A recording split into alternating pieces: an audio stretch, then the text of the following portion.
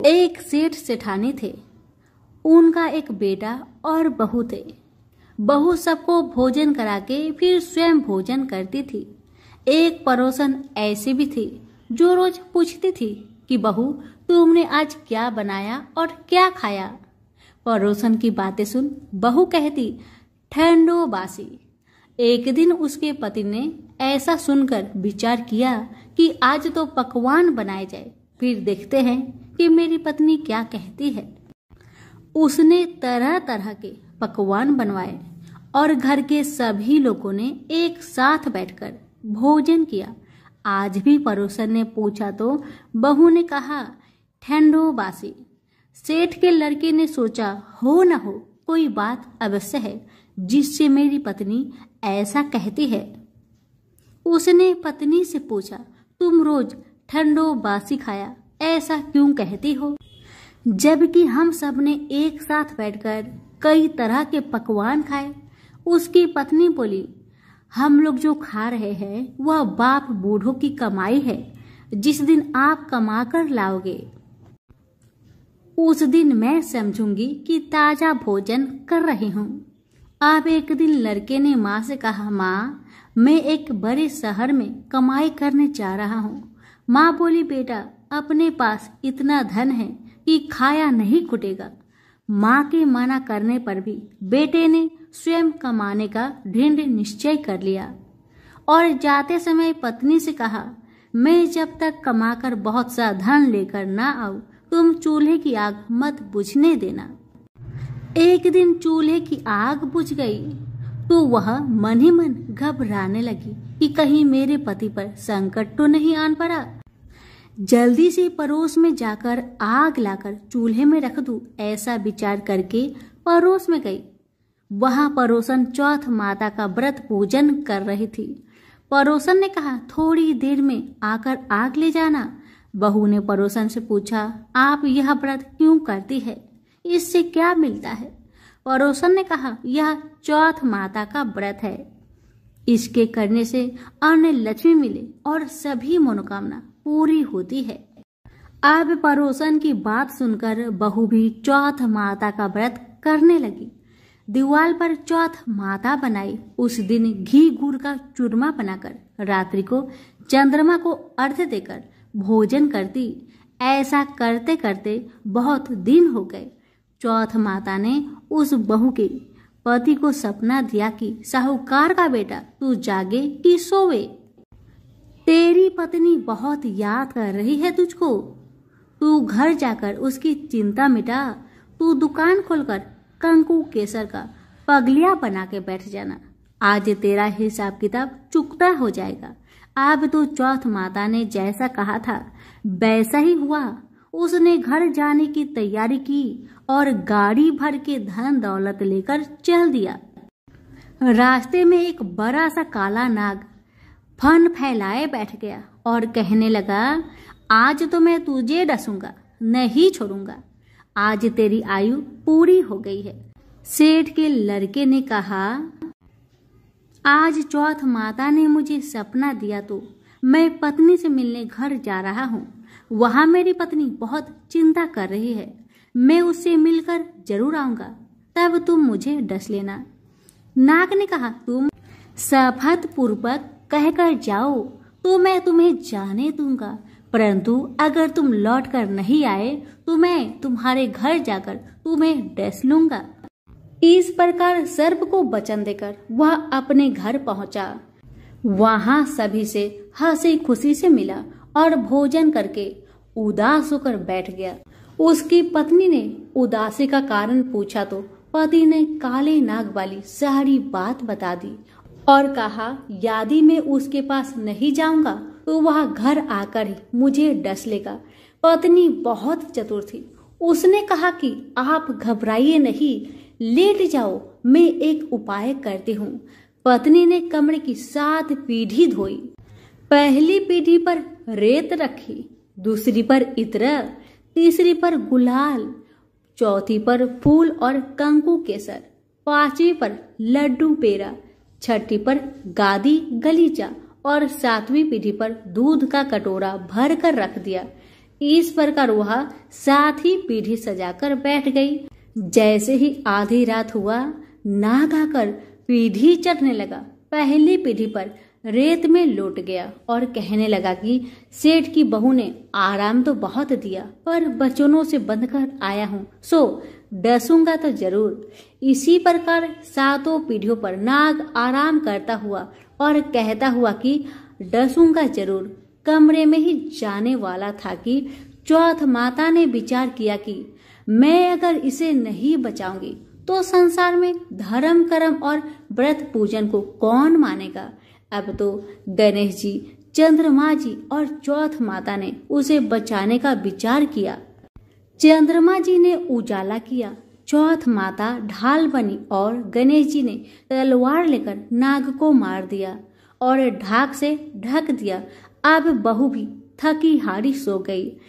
जब सुबह हुई तो लोग बेटे से मिलने आए, परंतु बेटा बहू तो उठे ही नहीं थे। बहुत देर हो गई तो माँ उन्हें उठाने गई। माँ ने 7 पीढ़ियों पर जो कुछ देखा तो बहुत घबरा गई। घबराते हुए बेटा बहू को आवाज लगाई, बेटा बहू उठो तो देखो कि एक ढाल तलवार वहां पड़ी है। अब ढाल उठाई तो वहीं काला नाग मरा हुआ पड़ा है। बेटा बहू ने सोचा कि आज तो धर्म कर्म ही आड़े आई, जो भगवान गणेश जी और चौथ माता ने अपनी रक्षा की है। हे चौथ माता, जैसे आपने सेठ के बेटे बहू की रक्षा की, वैसी सबकी करना। सभी प्रेम से बोले, चौथ माता की जय हो, गणेश महाराज की जय हो। किसी गांव में एक विधवा माता और उसका एक पुत्र रहता था। वह गायों को चराकर अपना पालन पोषण करता था। उसकी माता 12 मासी चौथ माता का व्रत करती थी। वह हर महीने की विनायक चौथ को चूरमे के 5 लड्डू बनाती। उनमें से एक चौथ माता का, एक गणेश जी का, एक गाय माता का निकालकर दान करती। एक बेटे को खिलाती और एक स्वयं खाती। जब जेठ महीने की चौथ थी, बेटा पड़ोसन के घर गया। वहाँ चूरमा देखकर पूछने लगा कि दीदी आप क्या कर रही हो। अब वह बोली, आज चौथ की व्रत है, इसलिए मैंने चूरमा बनाया है। मगर तेरी माँ तो हर चौथ को ही बहुत सारे लड्डू बनाती है, पर तुझे केवल एक ही लड्डू खाने को देती है।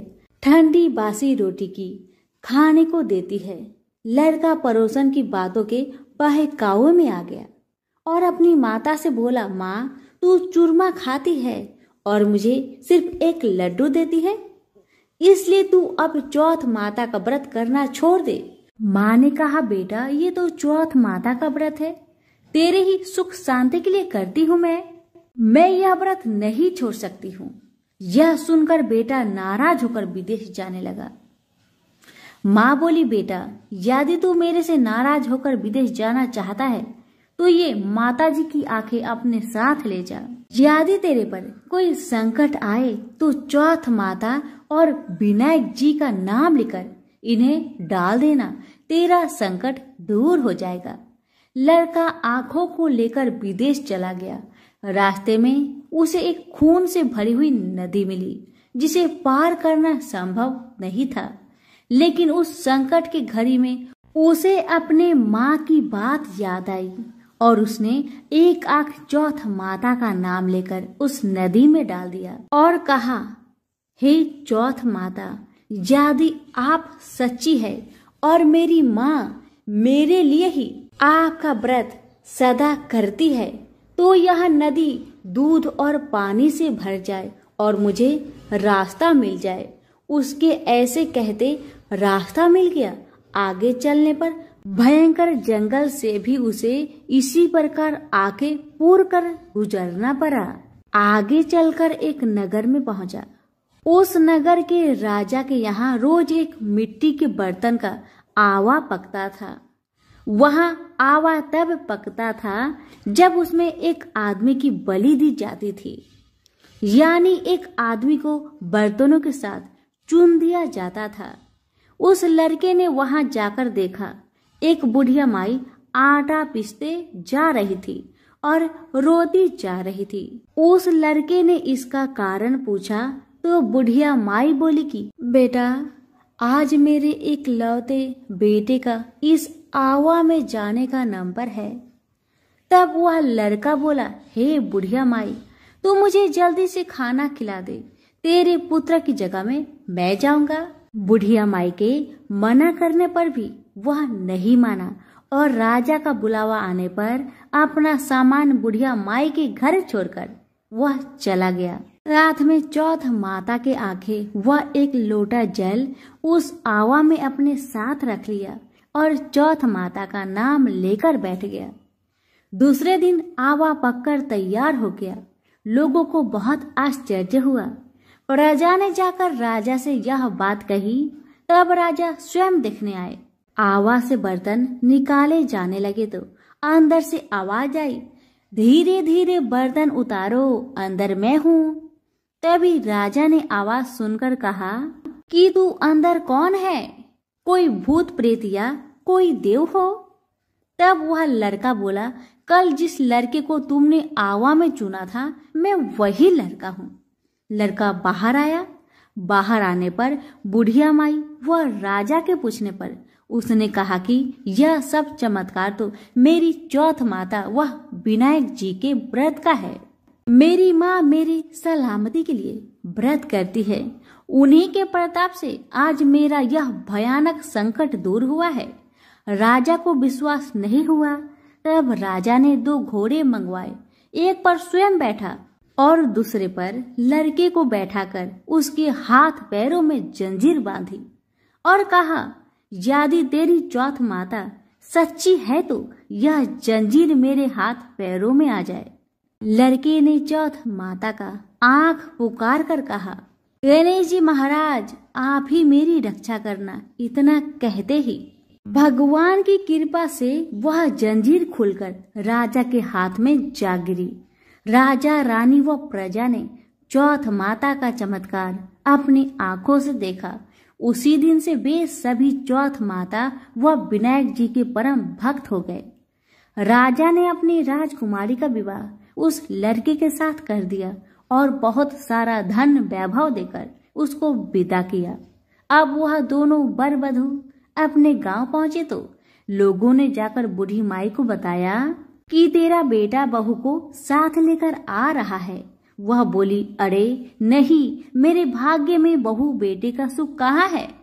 वह ऐसा कह ही रही थी कि दोनों जने उसके पैरों में गिर गए और बेटा अपने माँ से माफी मांगने लगा और कहने लगा कि यह सब चौथ माता का ही कृपा है कि आज मैं तेरे सामने खड़ा हूँ।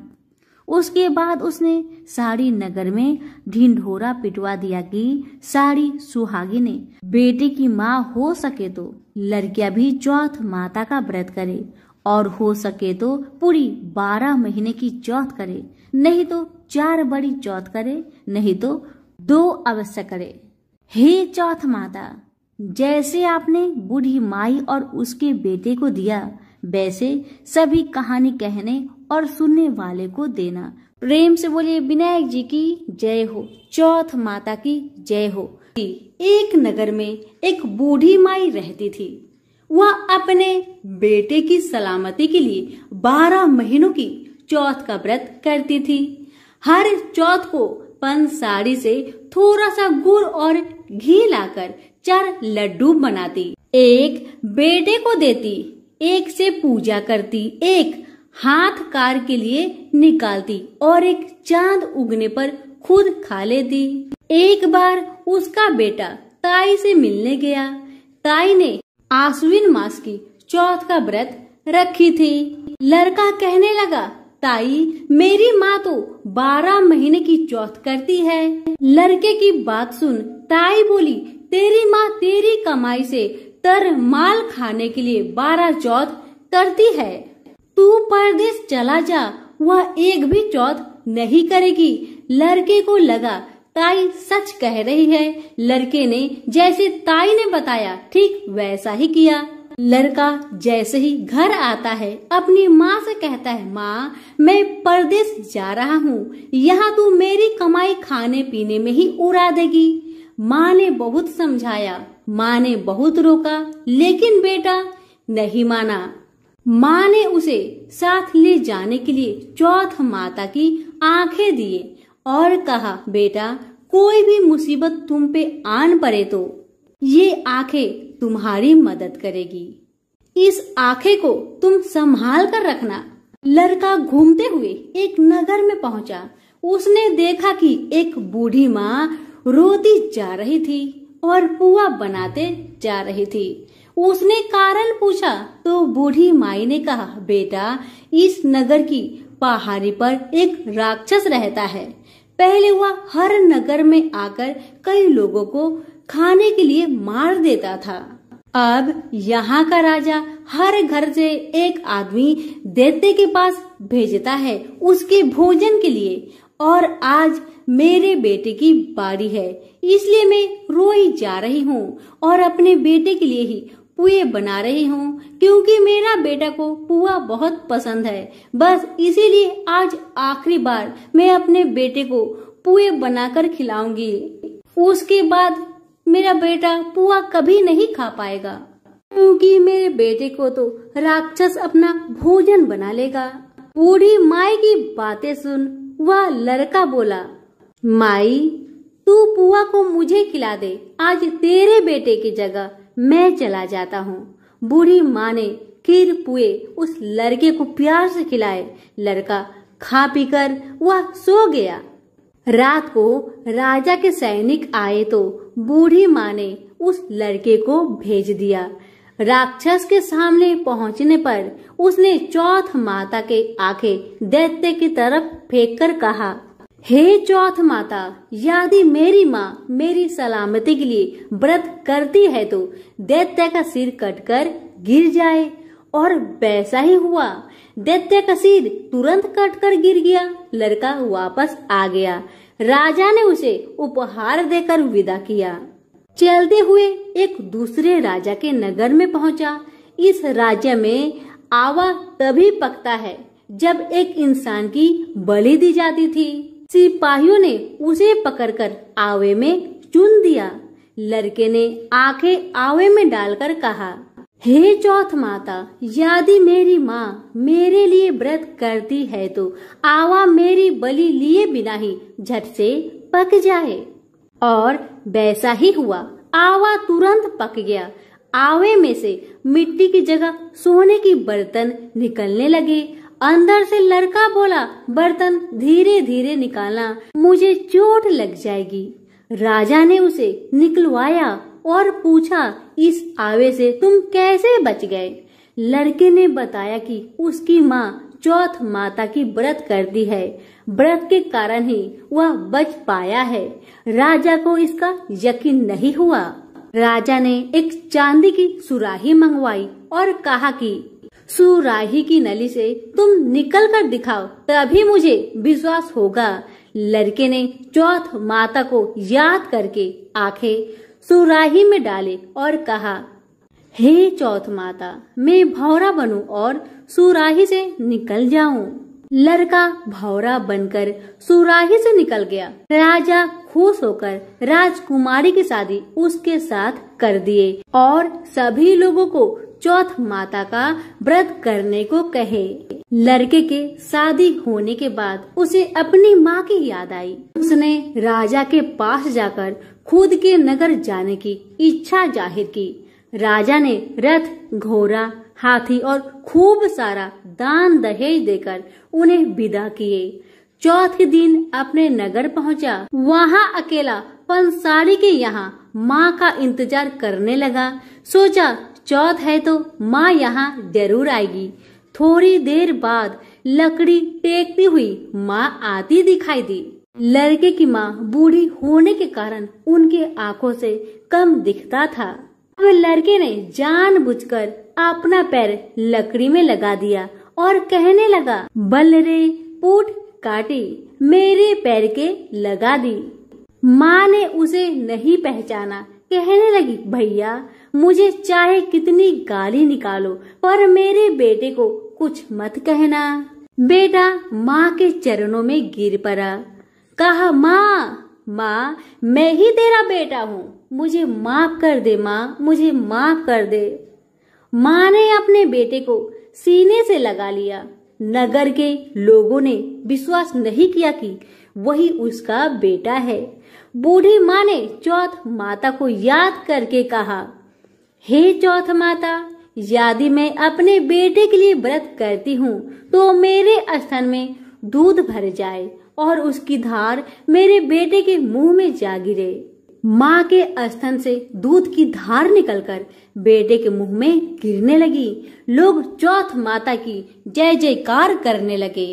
उस नगर के सभी लोग चौथ माता का व्रत करने लगे। हे चौथ माता, जैसे आपने बूढ़ी माँ और उसकी बेटे की सहायता की, वैसे हमारे भी करना। कहानी सुनने वाले, हुक्कारे भरने वाले सभी पर अपनी कृपा बरसाए। सभी प्रेम से बोले, चौथ माता की जय हो। एक समय की बात है कि भगवान विष्णु का विवाह माता लक्ष्मी जी के साथ निश्चित हुआ। विवाह की सभी तैयारी होने लगी। सभी देवी देवताओं को निमंत्रण भेजे गए, लेकिन भूलवश गणेश जी को निमंत्रण देना रह गया था। इधर भगवान विष्णु की बारात जाने का समय आ चुका था। सभी देवता अपनी पत्नियों के साथ विवाह समारोह में शामिल होने को आए, परंतु सभी देवी देवताओं ने देखा कि गणेश जी कहीं दिखाई नहीं दे रहे हैं। तब उन सभी ने आपस में चर्चा की, क्या गणेश जी को नहीं न्योता दिया गया या गणेश जी ही नहीं आए हैं। सभी को इस बात पर बहुत आश्चर्य हुआ। इस बात पर उन सभी ने विष्णु भगवान से ही इसका कारण पूछा। विष्णु भगवान से पूछने पर उन्होंने कहा कि हमने गणेश जी के पिता भोलेनाथ, महादेव और माता पार्वती को न्योता भेजा था। यदि गणेश जी अपने पिता के साथ आना चाहते तो आ जाते। अलग से उन्हें न्योता देने की कोई आवश्यकता भी नहीं थी। दूसरी बात यह है, उनको खाने में 1.25 मन मूंग, 1.25 मन चावल, 1.25 मन घी और 1.25 मन लड्डू का भोजन चाहिए। यदि गणेश जी नहीं आएंगे तो कोई बात नहीं, दूसरे के घर जाकर इतना सारा खाना पीना अच्छा भी नहीं लगता। इतना वार्ता कर ही रहे थे कि किसी एक ने सुझाव दिया, यदि गणेश जी आते तो उनको द्वारपाल बनाकर बैठा सकते थे कि आप घर की याद रखना। आप तो चूहे पर बैठकर धीरे धीरे चलोगे तो बारात में बहुत पीछे रह जाओगे। यह सुझाव सबको पसंद आ गया, तो फिर विष्णु भगवान ने भी अपनी सहमति दे दी। तब गणेश जी को निमंत्रण देकर आमंत्रित किया और उनको समझा बुझाकर घर की रखवाली करने को बैठा दिया गया। बारात चल दी। तब नारद जी ने देखा कि गणेश जी तो दरवाजे पर ही बैठे हुए हैं, तो वे गणेश जी के पास गए और रुकने का कारण पूछा। गणेश जी कहने लगे कि विष्णु भगवान ने मेरा बहुत अपमान किया है। नारद जी ने कहा कि आप अपनी मूषक सेना आगे भेज दो तो वह रास्ता खोद देगी, जिससे उनके वाहन धरती में धंस जाएंगे। तब आपको सम्मान पूर्वक बुलाना पड़ेगा। अब तो गणेश जी ने अपनी मूषक सेना को आदेश दिया, जाओ, और सेना ने जमीन पोली कर दी। जब बारात वहां से निकली तो रथों के पहिए धरती में धंसने लगी। लाख कोशिश की परंतु पहिए नहीं निकले। सभी ने अपने अपने उपाय किए, परंतु पहिए तो नहीं निकले, बल्कि जगह जगह से टूटने लगे। किसी को समझ में नहीं आ रहा था कि अब क्या किया जाए। तब तो नारद जी ने आकर कहा, आप लोगों ने गणेश जी का अपमान किया, जिस कारण यह विघ्न आ रहे हैं। यदि उन्हें मनाकर लाया जाए तो आपका कार्य सिद्ध हो सकता है और यह संकट टल सकता है। शंकर भगवान ने अपने दूत नंदी को भेजा और वे गणेश जी को लेकर आए। गणेश जी का आदर सम्मान के साथ पूजन किया गया। फिर रथ के पहिए निकलने लगे और यह संकट टल गया। अब रथ के पहिए निकल तो गए, परंतु वे टूट फूट गए थे, तो उन्हें सुधारे कौन। पास के खेत में एक खाती काम कर रहा था। उसे बुलाया गया। खाती अपना कार्य करने से पहले श्री गणेशाय नमः कहकर गणेश जी की वंदना मन ही मन करने लगा। देखते ही देखते खाती ने सभी पहियों को ठीक कर दिया। तब खाती कहने लगा कि हे देवताओं, आपने सर्वप्रथम गणेश जी को नहीं मनाया होगा और न ही उनकी पूजन की होगी, इसलिए तो आपके साथ यह संकट आया है। मैं तो मूर्ख अज्ञानी हूँ, फिर भी पहले गणेश जी को पूजते हैं, उनका ध्यान करते हैं। आप लोग तो देवगण हैं, फिर भी आप गणेश जी को कैसे भूल गए? अब आप लोग भगवान श्री गणेश जी की जय बोलकर जाए तो आपके सब काम बन जाएंगे और कोई संकट भी नहीं आएगा। ऐसा कहते हुए बारात वहां से चल दी और विष्णु भगवान का लक्ष्मी जी के साथ विवाह संपन्न करा के सभी सकुशल घर लौट आए। हे गणेश जी महाराज, आपने विष्णु को जैसा कारज सरियो ऐसा कारज सबको सिद्ध करिजो। बोलिए गजानन भगवान की जय। अब सुनिए चौथ माता जी की आरती। ओम जय श्री चौथ मैया, बोलो जय श्री चौथ मैया। सच्चे मन से सुमिरे सब दुख दूर भैया। ओम जय श्री चौथ मैया। ऊंचे पर्वत मंदिर शोभाती भारी, देखत रूप मनोहर असुरन भयकारी। ओम जय श्री चौथ मैया। महासिंगार सुहावन ऊपर छत्र फिरे, सिंह की सवारी सोहे कर में खड़क धरे। ओम जय श्री चौथ मैया। बाजत नौबत द्वारे अरु मृदंग डेरू, 64 जोगन नाचत नित्य करे भैरू। ओम जय श्री चौथ मैया। बरे बरे बलशाली तेरा ध्यान धरे, ऋषि मुनि नर देवा चरणों आन परे। ओम जय श्री चौथ मैया। चौथे माता की आरती जो कोई सुहागन गावे, बढ़ते सुहाग की लाली सुख संपत्ति पावे। ओम जय श्री चौथ मैया। अब सुनिए गणेश जी की आरती। जय गणेश जय गणेश जय गणेश देवा, माता जाकी पार्वती पिता महादेवा। एक दंत दयावंत चार भुजाधारी, माथे सिंदूर सोहे मूस की सवारी। जय गणेश जय गणेश जय गणेश देवा, माता जाकी पार्वती पिता महादेवा। पान चढ़े फल चढ़े और चढ़े मेवा, लड्डुअन का भोग लगे संत करे सेवा। जय गणेश जय गणेश जय गणेश देवा, माता जाकी पार्वती पिता महादेवा।